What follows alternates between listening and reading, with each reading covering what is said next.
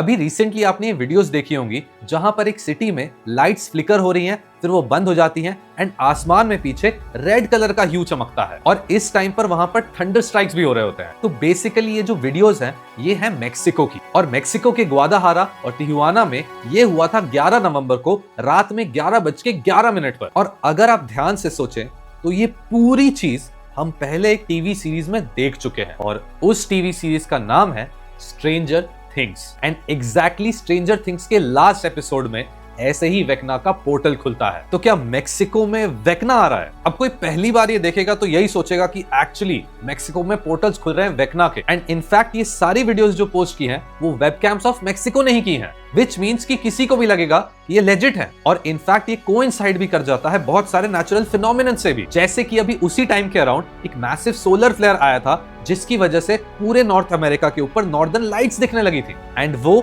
Mexico के skies को red भी पेंट कर रही थी। एंड इनफैक्ट 11 नवंबर को दोपहर में 1 बजे मेक्सिको में अर्थक्वेक भी आया था। तो ऐसे लाइट्स का जाना, पीछे एक रेड ह्यू का अपीयर होना और फिर एक अर्थक्वेक आना, ये सारी चीजें कनेक्टेड तो नहीं हो सकती, या हो सकती हैं, लेकिन फिर जब मैं इसे रिसर्च कर रहा था मुझे 2 ऐसी चीजें मिली जिससे मुझे लगा कि शायद ये लेजिट नहीं है। पहला था कि ग्वादाहारा और तिवाना के बीच में जो टाइम डिफरेंस है वो 2 घंटों का है। तो कैसे 11:11 पे वहां पर भी यही हुआ और 11:11 पे तिवाना में भी यही हुआ। और दूसरी बात ये थी कि जब मैं वेबकैम्स ऑफ मेक्सिको के इस पोस्ट के कमेंट्स में गया तो वहां पर खुद वेबकैम्स ऑफ मेक्सिको ने ही स्ट्रेंजर थिंग्स और नेटफ्लिक्स को मेंशन कर रखा था, जिससे इस पोस्ट की जो लेजिटिमेसी है वो शायद से ड्विंडल हो जाती है। तो आपके क्या थॉट्स हैं?